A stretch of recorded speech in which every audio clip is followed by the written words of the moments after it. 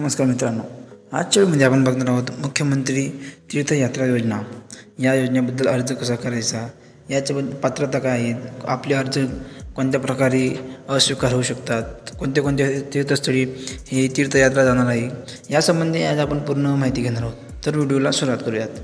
भारत देशात विविध धर्मांचे व पंथांचे अनुयायी वास्तव्यास आहेत। महाराष्ट्र ही संतांची भूमी म्हणून ओळखली जात असून महाराष्ट्रात सर्वाधिक संत तसेच धर्मगुरू हे सुद्धा होऊन गेले आहेत। देशात हिंदू धर्मात चारधाम यात्रा, माता वैष्णोदेवी यात्रा, अमरनाथ यात्रा तसेच इतर धर्मियांची मोठी तीर्थस्थळे, प्रार्थनास्थळे आपल्या महाराष्ट्रात वास्तव्यास आहेत, जिथे आयुष्यात एकदा तरी जाण्याचे बहुतांश ज्येष्ठ नागरिकांचे व प्रत्येकाचे हे स्वप्न असते। पुण्यकर्म म्हणून तीर्थक्षेत्री जाण्याची सुप्त इच्छा असते, परंतु गोरगरीब सर्वसामान्य कुटुंबातील ज्येष्ठ नागरिक त्यांच्या आर्थिक परिस्थितीमुळे व कोणी सोबत नसल्याने किंवा माहितीच्या अभावाने अनेक ज्येष्ठ नागरिकांना तीर्थयात्रा करण्याचे स्वप्न हे पूर्ण होत नाही। सदर बाब विचारात घेऊन महाराष्ट्र सरकारने ज्येष्ठ नागरिकांना देशातील मोठ्या तीर्थस्थळांना जाऊन मनशांती तसेच आध्यात्मिक पातळी गाठणे सुकर व्हावे यासाठी राज्यातील सर्व धर्मातील ज्येष्ठ नागरिक जे 60 वर्षे किंवा त्याहून अधिक वयाचे आहेत त्यांना राज्य आणि भारतातील प्रमुख तीर्थक्षेत्रांना मोफत भेटीची म्हणजे दर्शनाची संधी देण्यासाठी मुख्यमंत्री तीर्थयात्रा दर्शन योजना सुरू करण्याची बाब शासनाने विचाराधीन केली आहे। तर या योजनेची आता आपण बघूयात, या योजनेसंबंधी अधिक माहिती पुढे बघूयात। अशाच आपल्या माहितीसाठी आपल्या चॅनलला लाईक, शेअर, सबस्क्राईब आपण करत राहा। आता बघूया या योजनेसंबंधीचा शासन निर्णय काय आहे।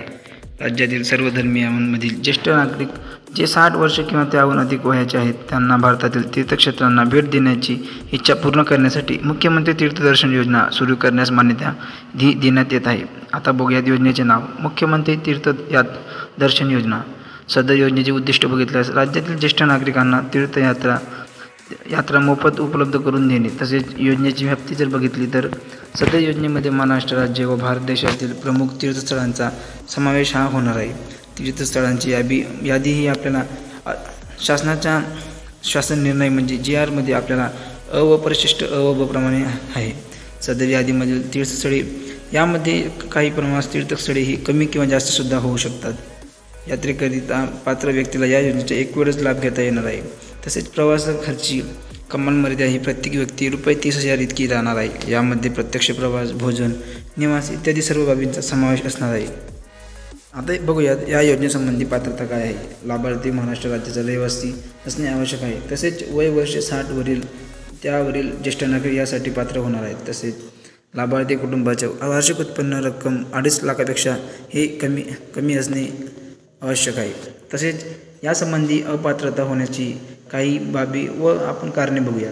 ज्या कुटुंबातील सदस्य आयकरदाता आहे हे अशी व्यक्ती या योजनेसाठी पात्र नसणार आहे। तसेच ज्यांच्या कुटुंबातील सदस्य हे सरकारी योजनेत आहेत, तसेच कुटुंबातील सदस्य विद्यमान माजी किंवा आजी माजी आमदार खासदार आहेत, ज्यांच्या कुटुंबातील सदस्य भारत सरकार किंवा राज्य सरकारच्या अध्यक्ष संचालक सदस्य आहेत, तसेच ज्यांच्याकडे 4 चाकी वाहने म्हणजे ट्रॅक्टर वगळून 4 चाकी वाहन असलेले व्यक्तीसुद्धा या योजनेसाठी अपात्र राहणार आहेत। आता बघूयात या योजनेसंबंधी प्रमुख कागदपत्रे कोणती लागणार आहेत। आपल्याला योजनेचा ऑनलाईन अर्ज करण्यासाठी पुढील प्रमाणे कागदपत्रे लागणार आहेत, ज्यामध्ये रेशन कार्ड, महाराष्ट्र राज्याचे अधिनिवास प्रमाणपत्र, राज्यातील जन्मदाखला, सक्षम प्रतिधाकारी यांनी दिलेला कुटुंब प्रमुखाचा उत्पन्नाचा दाखला, वैद्यकीय प्रमाणपत्र म्हणजे मेडिकल सर्टिफिकेट, पासपोर्ट आकाराचा फोटो, जवळच्या नातेवाईकाचा नंबर किंवा स्वतःचा मोबाईल नंबर, सदर योजनेच्या अटी शर्तीचे पालन करण्याबाबतचे हमीपत्र इत्यादी प्रमुख कागदपत्रे या योजनेचा अर्ज करण्यासाठी लागणार आहेत। आता बघूयात या योजनेसाठी लाभार्थ्यांची निवड कशा प्रकारे केली जाणार आहे, ज्यामध्ये प्रत्येक ठिकाणच्या प्रवासासाठी जिल्हानिहाय कोटा हा निश्चित केला जाणार आहे, ज्यामध्ये अर्जदारांच्या संख्येसह त्या जिल्ह्याच्या लोकसंख्येच्या प्रमाणात अधिभार घेऊन कोटा निश्चित केला जाणार आहे। विविध कोट्यापेक्षा जास्त अर्जाच्या उपलब्धतेवर आधारित लॉटरीद्वारे प्रवाशांची निवड केली जाणार आहे। कोट्यातील 100% अतिरिक्त लोकांसाठी प्रतीक्षा यादी देखील तयार करण्यात येणार आहे। तसेच निवडलेल्या प्रवासाला न गेल्यास प्रतीक्षा यादीत समाविष्ट असलेल्या व्यक्तीला प्रवासाचा हा पाठवला जाणार आहे। तसेच निवडलेले प्रवासी आणि प्रतीक्षा यादी विभागाच्या पोर्टलवर म्हणजे जिल्हाधिकारी कार्यालय आणि समाज कल्याण विभागाच्या सहाय्यक आयुक्ताच्या कार्यालयाच्या सूचना फलकावर सुद्धा इतर माध्यमांद्वारे प्रसिद्ध केली जाणार आहे। फक्त निवडलेली व्यक्ती तीर्थयात्रेला जाऊ शकणार आहे। त्याच्यासोबत इतर कोणत्याही व्यक्तीला घेऊन जाणं शकता येणार नाही. तसेच जर पती पत्नीने स्वतंत्रपणे अर्ज केला असेल आणि एकाची लॉटरी निवड झाली असेल आणि दुसऱ्या जोडीदाराची लॉटरी निवड झाली नसेल तर आयुक्त समाज कल्याण आयुक्तालय पुणे त्यांना किंवा तिला यात्रेवर पाठवण्याचा हे स्वतः निर्णय घेऊ शकणार आहेत. आता बघूयात या योजनेसाठी अर्ज करण्याची प्रक्रिया. योजनेचे अर्ज पोर्टल मोबाईल ॲपद्वारे सेतू सुविधा केंद्राद्वारे ऑनलाईन अर्ज भरले जाऊ शकतात. त्यासाठी पुढील प्रक्रिया विहित केली जाईल, ज्यामध्ये पात्र ज्येष्ठ नागरिकास या योजनेसाठी ऑनलाईन अर्ज करता येणार आहे. ज्यांना ऑनलाईन अर्ज सादर करता येत नसेल त्यांच्यासाठी अर्ज भरण्याची सुविधा सेतू केंद्रात उपलब्ध करण्यात आली आहे. अर्ज भरण्याची संपूर्ण प्रक्रिया विनामूल्य आहे. तसेच अर्जदाराने स्वतः उपरोक्त ठिकाणी उपस्थित राहणे आवश्यक असेल, जेणेकरून त्यांना थेट फोटो काढता येईल आणि KYC करता येईल. यासाठी अर्जदाराने वरील आपण सांगितल्याप्रमाणे कागदपत्रे आणणे हे आवश्यक आहे. आता बघूयात मूळ अर्जासह जीवनसाथी किंवा सहाय्यकाच्या प्रवासासंबंधीच्या काय तरतुदी करण्यात आल्या आहेत.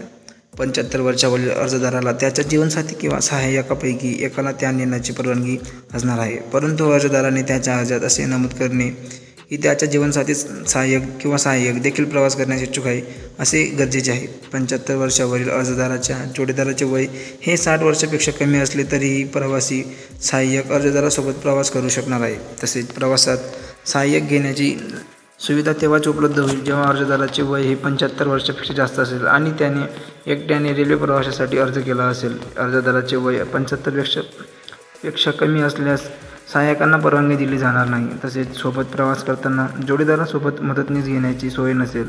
जर दोन्ही पती पत्नीचे वय 75 वर्षापेक्षा जास्त असेल आणि अर्जामध्ये मदतनीस नोंदणीकृत असेल तर तो पाठवला जाऊ शकतो. तसेच सहाय्यकाचे किमान वय 21 वर्ष ते कमाल 50 वर्ष असणे बंधनकारक आहे. तसेच प्रवासी पती पत्नी आणि सहाय्यकांनी प्रवासासंबंधित सर्व मार्गदर्शक तत्त्वांचे पालन करणे बंधनकारक असणार आहे. अशाच अधिक माहितीसाठी आपण आपल्या महाराष्ट्र शासनाचा अधिकृत शासन निर्णयसुद्धा आपण त्यामध्ये वाचू शकतो व तसेच जवळच्या सेतू सुविधा केंद्रात व ग्रामपंचायत तलाठी इत्यादी सरकारी अधिकाऱ्यांना भेटून आपण यासंबंधित अधिक माहिती व सविस्तर माहिती घेऊ शकतो. तर आपल्याला हा व्हिडिओ कसा वाटला आम्हाला कमेंट करून नक्की सांगा. तसेच अशाच व्हिडिओसाठी आपल्या चॅनलला लाईक शेअर सबस्क्राईब जरूर करा. धन्यवाद.